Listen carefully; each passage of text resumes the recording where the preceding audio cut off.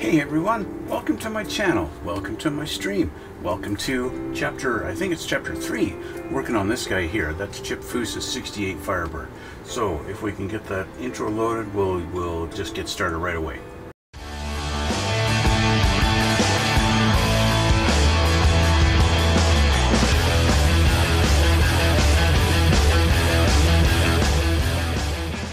We are back, and I think I'm finally finished with the engine. Last session was kind of a plethora of things going wrong for me, and not really working out the way I planned. Hopefully that's not the case today. I have the engine pretty much finished. The only thing I need to put on this now is an engine coil. It's kind of ironic, you know, after putting the distributor on this and then looking at pictures of these particular engines, in particular looking at 68 Firebird engine compartments, doing a little research, as it turns out these things use an HEI ignition system, and those don't have a separate coil. Those have the coil right in the distributor cap. And yet the distributor that I have here is not an HEI distributor, which means I need an external coil. For you guys who don't know engines, you might not have any idea what I'm talking about. But yes, so I went and I grabbed some styrene rod that I've got, just a little rod here, and put it in my little handy router, and put it in there, spun it with grabbed the knife, and I kind of made myself a little coil. This guy here, I'll change the camera, you can have a look at my little crafting work here. Here's my little coil right here. I just kind of made that as a rudimentary little coil to be able to have that wire actually connect into it and into something at least, right? So I'll paint it black and I'll just mount it at the back of the engine in here, right? But I'm not going to do that today. Today we're going to focus on the next step in the actual book, okay? So in our actual instructions, the engine's done, we're finished with the engine. So let's focus on the bottom here, on the next page. I don't want to lose my coil, I'm going to put him over here. So I will change the camera back and we'll have a look at what's next here, okay? So next is going to be exhaust and undercarriage. So if we're going to do the Foose version, Foose has put full exhaust on his with the mufflers at the back, just like a factory Firebird would have. I'm not doing that. I'm not doing that at all. With a car like this, it deserves a much better, more performance oriented exhaust system. So that being said, we have to put in our shocks. Okay, it's kind of funny, they don't show those shocks at all, so we don't have coilovers. If we're doing a race car, we don't even do coilovers. Look at that. They don't. If we're doing the race version, there's no coil springs at all. And I can understand why they've done it, because if we're doing the race version, we would actually be jacking up the rear end with these little blocks, and giving the car that rake, you know, that view where the back end is lifted up, like boink, like this, right? But we're not doing that. This car is going to be nice and low and level. So I'm kind of going to do a mixture. As far as the rear suspension goes, I'm going to do the Foose version. Okay. So let's put in our little shocks. Let's find those off of our G tree.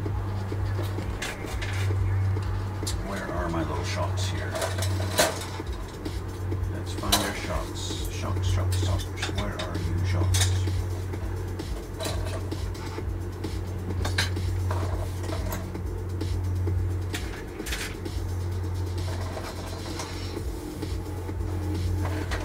Where are my shocks? Oh, they're probably over here. Here we are. These two guys here. Okay. So let's grab these.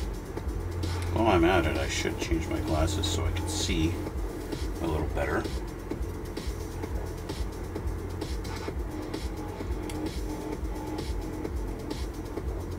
there's our shocks.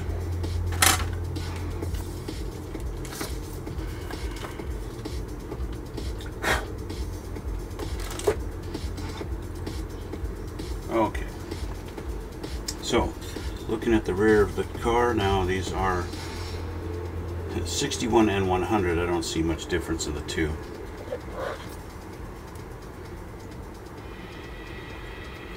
I also don't see a reason why they have them numbered. One is number 61 and the other is 100. Like, why so far off in the numbers? You'd think they'd do 61 and 62 or something like that. Not 61 and 100, but that's the way it goes. Okay, so it looks like these are, this is at a little bit of an angle, so it's going to sit at a certain angle. So let's just see, let's try this. Put that in there like this. And where's our rear end? Our rear end is right here.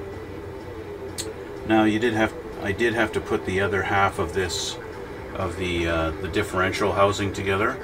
I had to put the two halves together like that. That's in the book here, right here. I put it together ahead of time just for painting, making sure I got everything covered with the paint on there. Right, so that's I put that half on there. So let's see. It looks like our shocks are supposed to go into a little hole right here and here.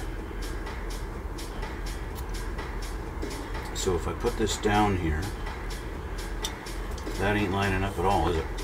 Which means this kind of has to be turned like that.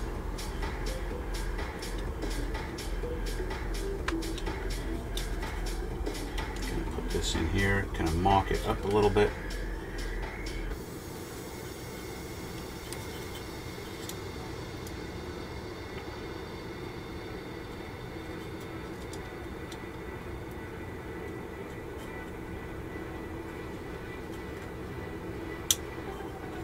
That's in, even if not all the way, but that's how it's supposed to go.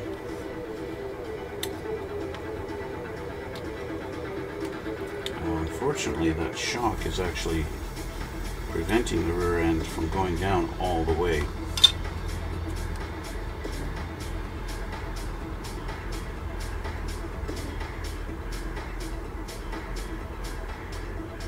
I kind of want to just glue the shocks in and then kind of line them up just so that they're in there. And I'm going to be careful with my coffee.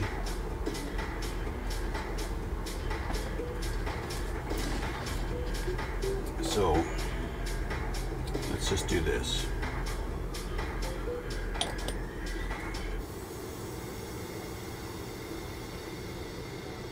This isn't going to hold it permanently by any stretch of the word, but it'll give it a little bit of a tackiness so that it will hold at least for a little bit. Hold good enough that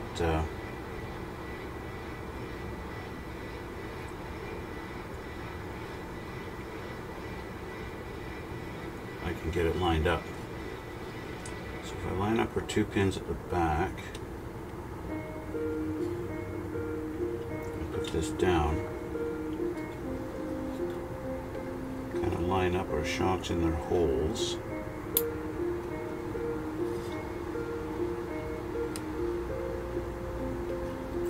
I might have to rotate my shock a little bit. Okay, that one's in. How about this one? I'm gonna get this guy in his home.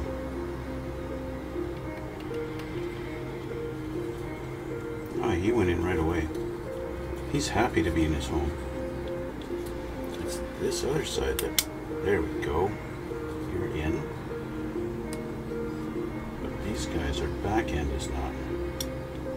There. Okay. So let's glue. I'm going to use this stuff. This stuff holds a little stronger. It is nice that there's a hole in the chassis that's going to allow me to glue from this side. So I'll just hold this like this for a moment Make sure it's all pinned down. Nice. And just double check the back. Yeah, we are in. We're all in all 6 holes.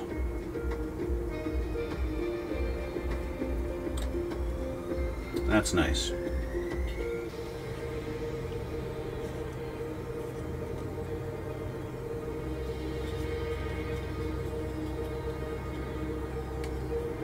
Just keeping a little pressure on it just to make sure it does stay.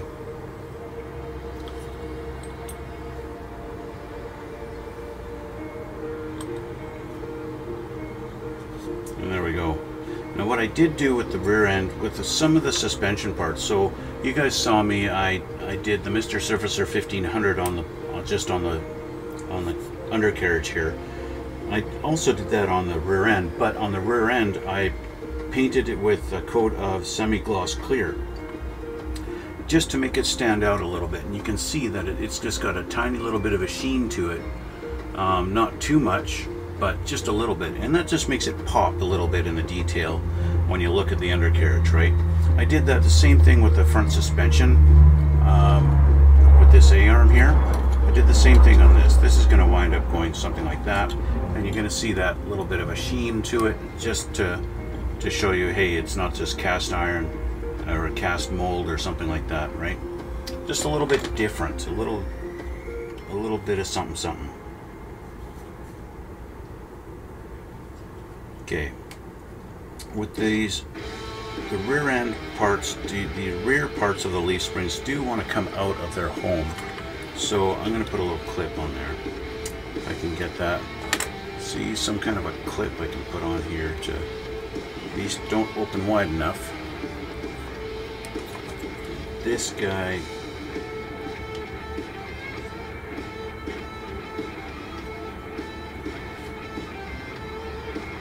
there we go. Now I do that, and it's putting pressure on the front.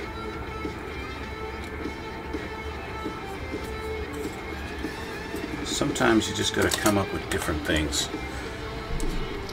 Yeah, let's try these. These guys normally don't like to stay. These clips are sometimes more trouble than they're worth.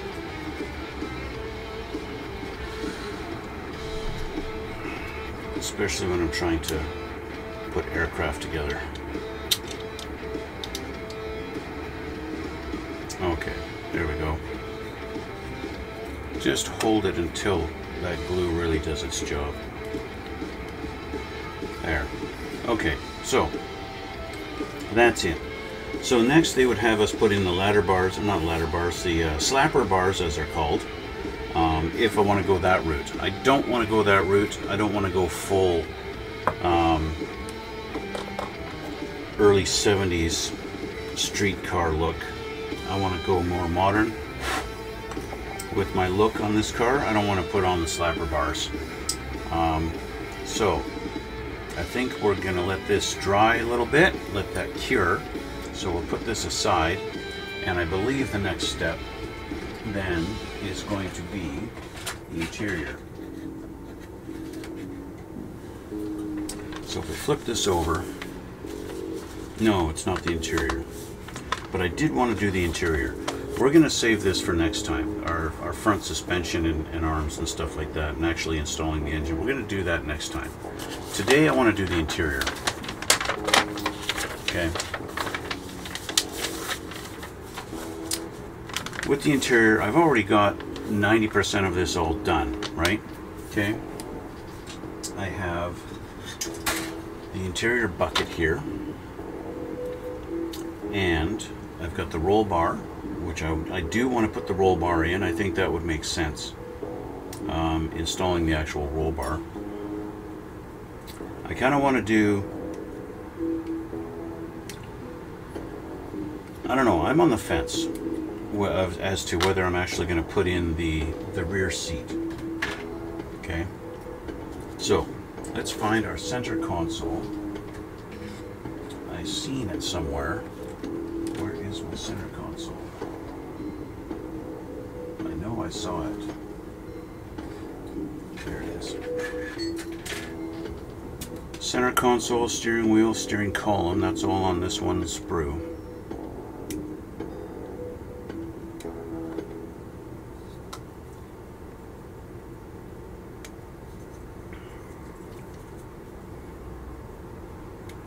So do that, and we'll get our steering wheel. Be careful when we're trimming the steering wheel off of here. Steering wheel is usually pretty delicate. Okay, and that's that. And we have our rear seat, which, like I said, I'm on the fence as to whether I'm actually going to install the rear seat or not. And we have our dashboard. Okay, let's trim this up just so it doesn't take so much real estate inside my garbage. And we have our side door panels, interior door panels, these guys here.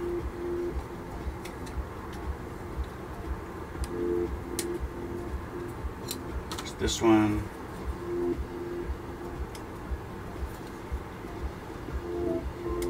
And this one.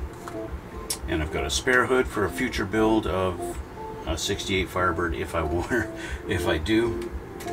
ever have another one, which realistically I probably won't, but in any case. So here's our bucket here. So we obviously have the option they've given us here of actually having the center console or not. Now, something I've noticed just in reference photos, this car had wood grain on the center here on these panels going all the way up the center console. I'd like to try and replicate that, but replicating wood grain is a little difficult. And the other thing is, how far up does this go? So they do they show it here, and it looks like they want you to put the shifter right through it into that hole here. But this hole is offset, which would mean this would be offset like about that. And now it's not going to work, right? It's got to be in the middle. So yeah, there's that. So I think I'll just try and line it up like this and put it like this. And put it just like that. And that's how she's going to sit. Okay. Just like that. It's kind of interesting how they've got it set. But anyway, it's going to sit like this, so it actually feels like where I want it in the center, this is actually hitting the inside of here, restricting me on where exactly it's going to fit. But it does look, yeah, it's not quite centered. So I need to trim this down. This needs to be trimmed down.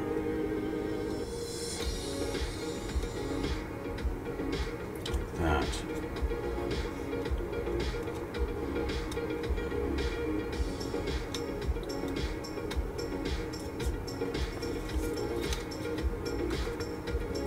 So that this can actually sit in the center. There we go.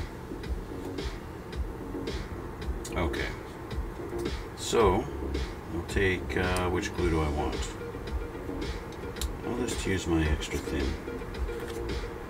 Get that lined up with that hole there.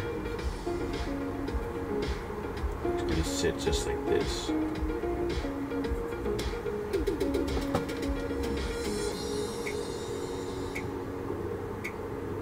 little bit there. Centered. And put a little at the back here.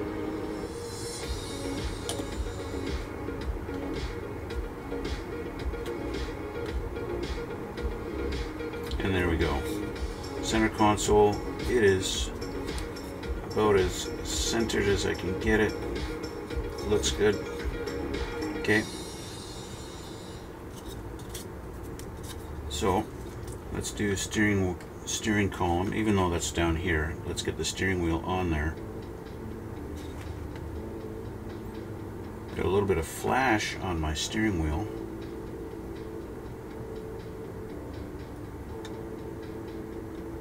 And we'll clean up my little ugly nubs here. When I was a kid, I used to break my steering wheels trying to clean up the nubs quite often.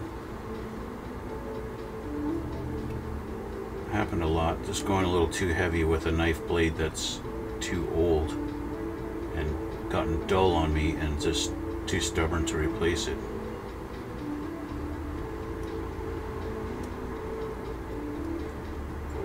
I'm going to have to repaint the steering wheel because of the flash that's on this. But that's okay. So trim it all away, it's also trimming off my paint job, so that's alright. We'll clean it up later. Get her looking all nice and black. In fact, what I've seen in photos is the arms are supposed to have chrome strips in the middle and a little chrome trim around the horn button. Okay, so we have a round hole going on a square peg. It looks really weird.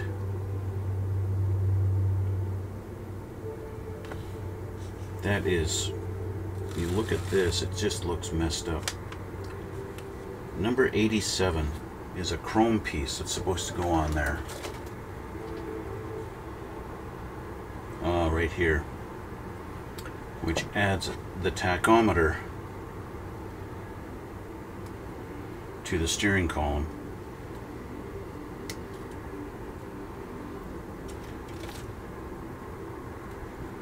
So this is the gear shift, or not the gear shift, this is our signal.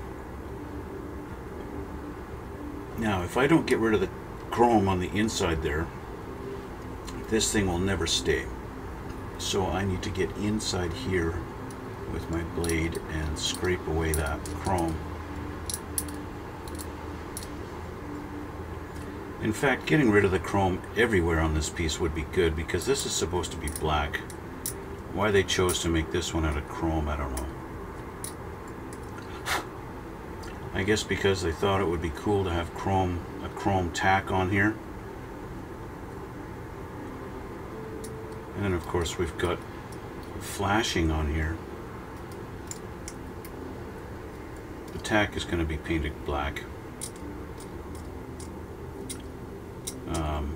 That's just the way it is.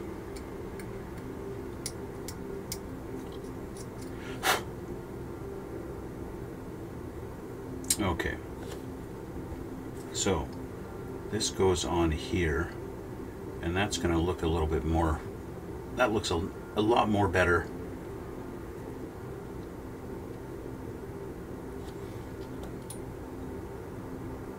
Glue on there.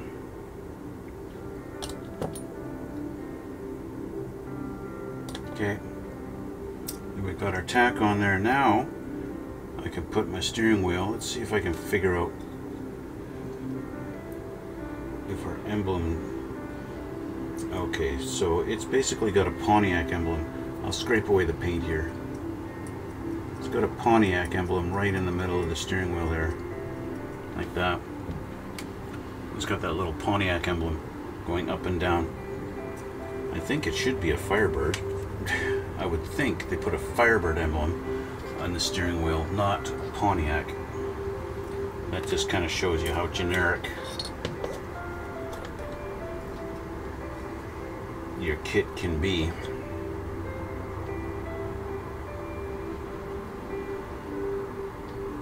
Glue on the shaft there and get our steering wheel on there.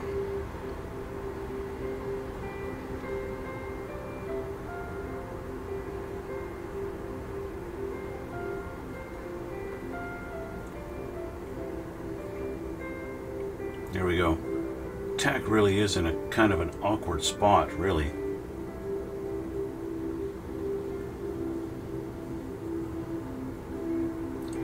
It is what it is. There we go. So I am going to paint this all black again so that this is looking proper. Okay, we'll just sit that down there. Okay, so our center console's in. Let's find our gear shifter. That's number 84. That's this guy here. Manual transmission. As usual, I'm going to scrape away the chrome off of our little knob. Now, like the thing mentioned, that's supposed to go in, and they want it going all the way through the floor, but that ain't gonna happen. And this is a little too big to fit in that hole. Maybe when I scrape away the chrome, it'll fit proper. We shall see.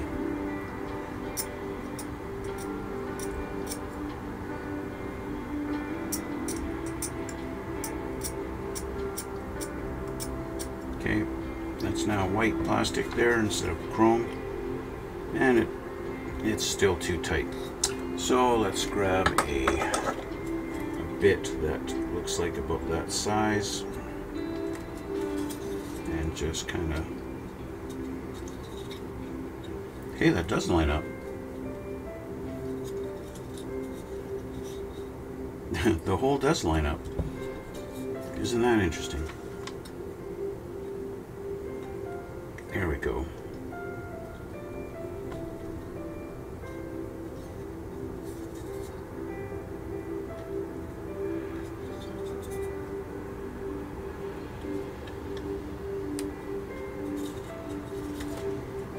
Doesn't quite go down all the way, so I'm just going to trim that down just a hair. There we go. Just like that. That's good. Little glue on there.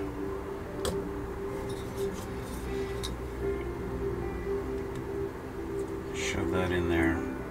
And there's our shifter. Okay. Next, we're going to put our driver's seat in. Now what they've done, clearly you can see these holes that are in the floorboards. If you're going to put in the passenger seat, you're going to have to cut out the holes also on the passenger side. They've done that option just in case you want to have this a single seat race car like this and put the racing bucket in. But I'm going to do the passenger seat. I don't want to go full race on this, so I'm going to carve these out. Okay, just nice and slowly, because they've got them already indented. The plastic's not too thick here, so we can go through. There we go, already poked through on that side and on this side.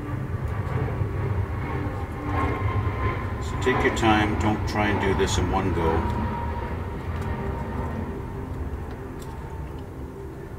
Because even after you've done this, you're still going to have to trim it up a little bit. So there we go. There we go. So we've got our pieces here. Okay. Got to go this side now. This side. So they can break free. And this way.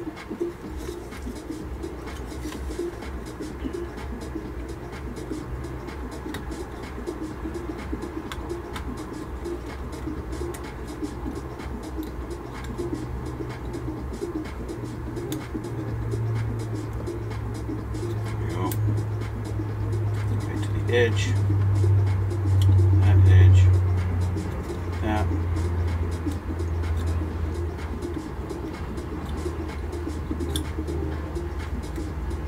There we go. So these are almost ready to come out.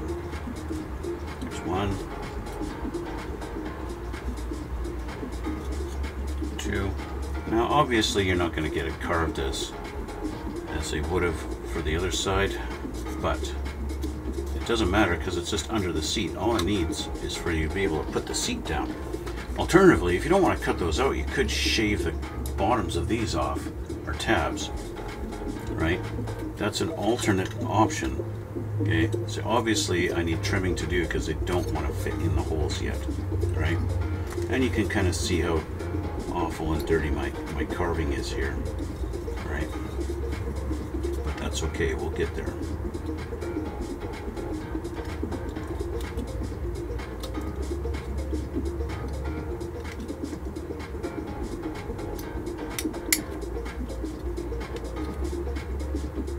We will get there.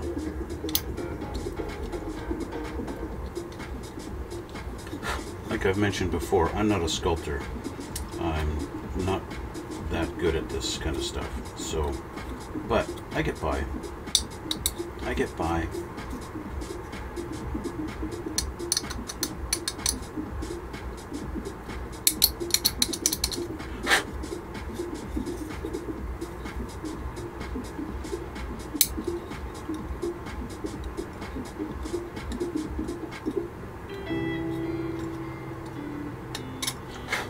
Test fit.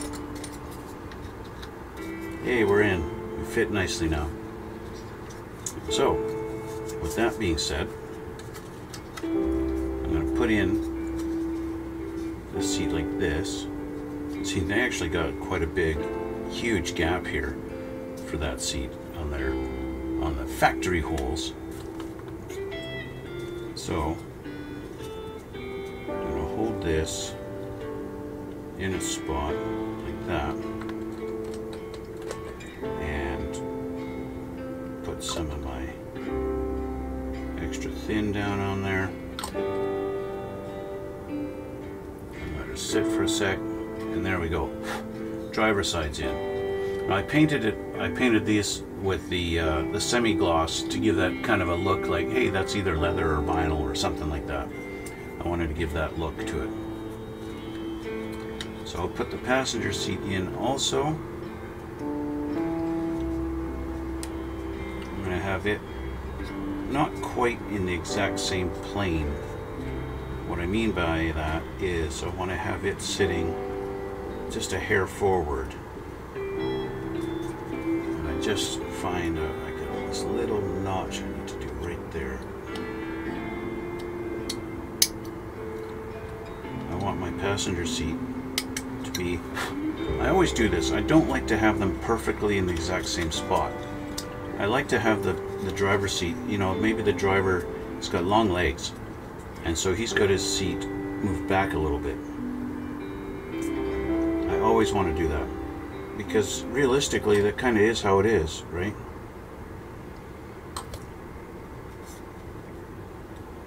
You don't always have your seats in the exact same notch every time.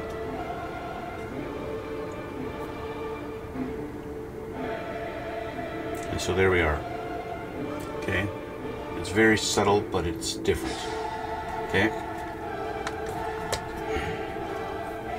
Okay, I'm gonna take a sip of my coffee. All right. Okay, so again, should I put the seat in, the rear seat in? That question is now, if I put the rear seat in, can I put the roll bar in? I want to say no. They do show a couple of holes right in front of this rear step, but there are none. It looks like maybe they want you to drill the holes right there, because it looks like there's a hole there and a hole there started, so that it's giving me the idea of where the roll bar should mount should I put it in. So can I put the rear seat and the roll bar?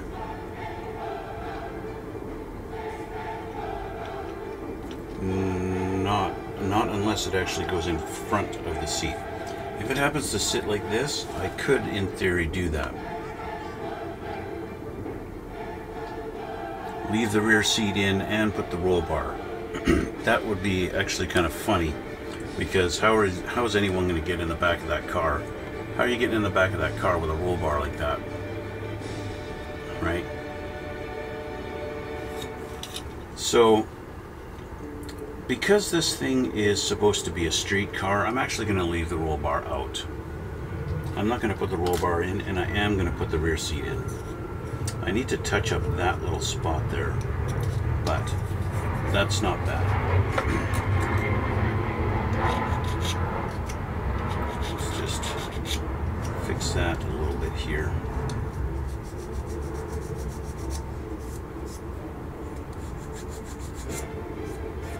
Get that looking a little smoother. This part here, don't really matter, never going to see this section, but there we go. So yeah, that just sits like this, and clearly I need to address that little issue, which I think I'm going to do right now. I'm just going to paint this strip black here. I'm going to use my Mr. Surfacer. I need to fix this. Still got a bump there. There we go. I'm just going to use my Mr. Surfacer. I'm just going to paint that on, or brush it on, I mean. Just to get it in there.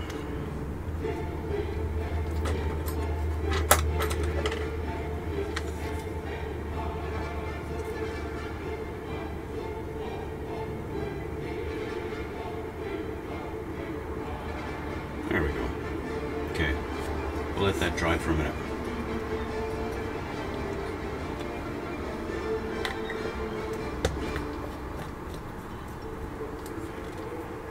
And I'll just quickly clean my brush.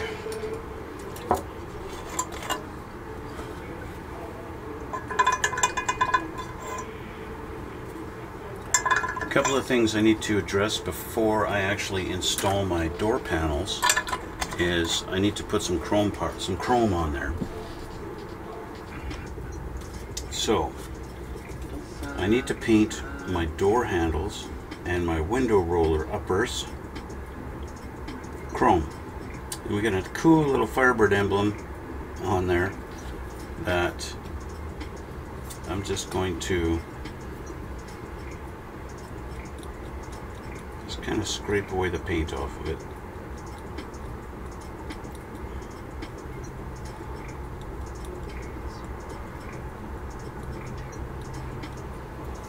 Sometimes just scraping it off to get down to the white plastic underneath is enough to show that it's there without going crazy and trying to paint it. Especially if you're like me and you can't really paint super crazy detail like that.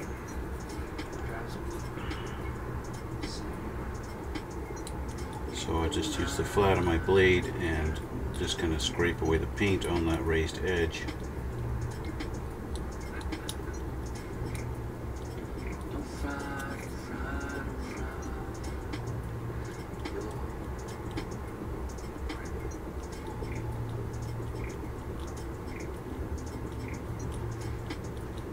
There we go.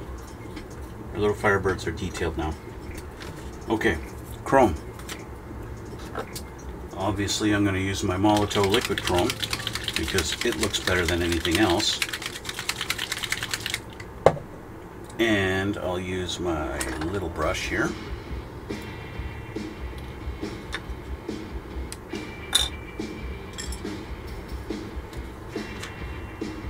And we'll get some detail popping on this guy. This is nice enough to start leaking everywhere. So a little chrome on here. Yep, really.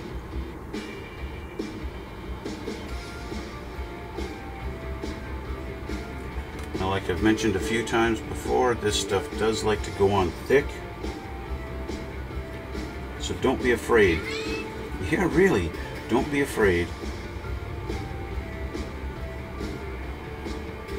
if you feel like you're putting it on too thick, because it's meant to.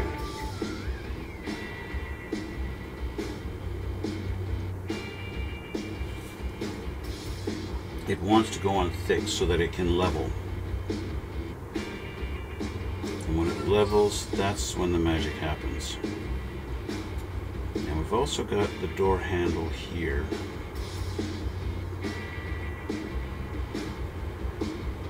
I would imagine the trim around it is probably chrome too, but I don't know. I'm sure our little knob up here is chrome. And I don't know what this is. This is maybe a vent of some sort. I don't know. I'm going to paint it chrome.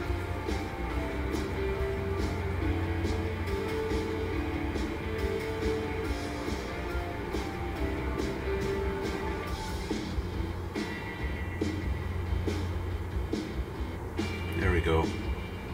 Okay.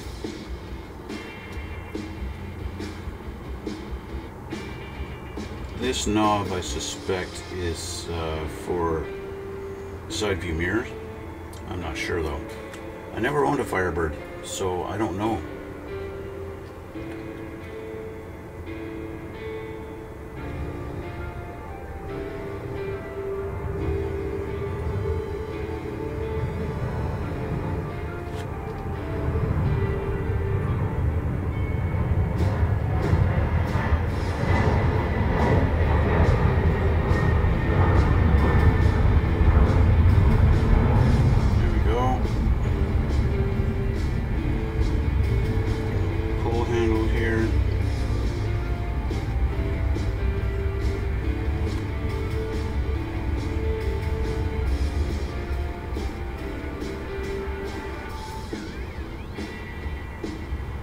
There we go.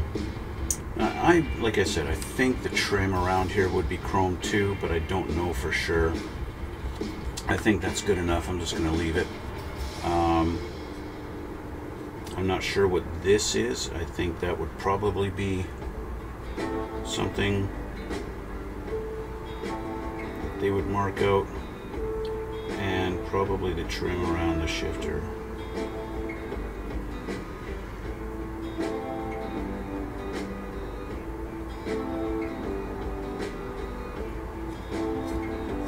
Back in those days, they loved to do chrome trim.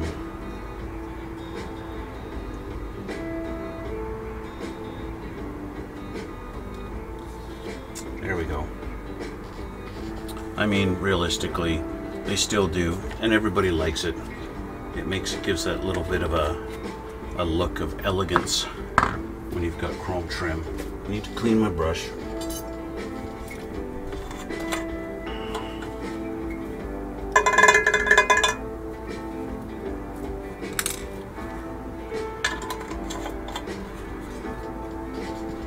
And we'll put our door panels on.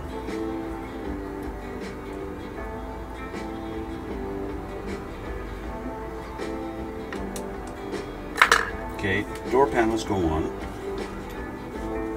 Now, be careful not to touch the chrome. And they should just slot in right there like this. Just like that.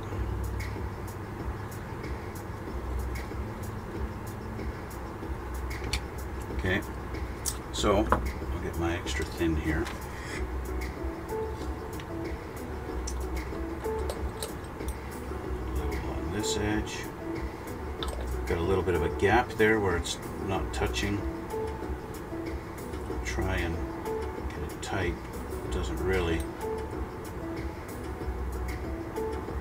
It is nice that the extra thin finds those little cracks and fits, but sometimes when the two pieces aren't even touching, there's no point in even having any glue there. Okay, so that's that side. Okay. That's that side. A little bit of a gap, but we're not going to see that. It's not going to be noticeable.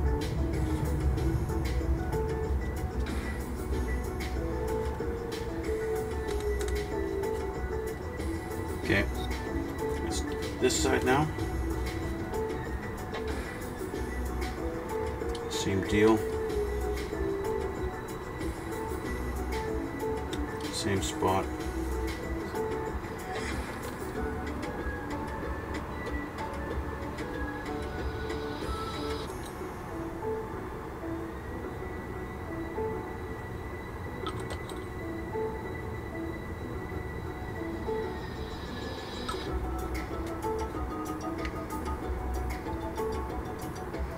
and that's it.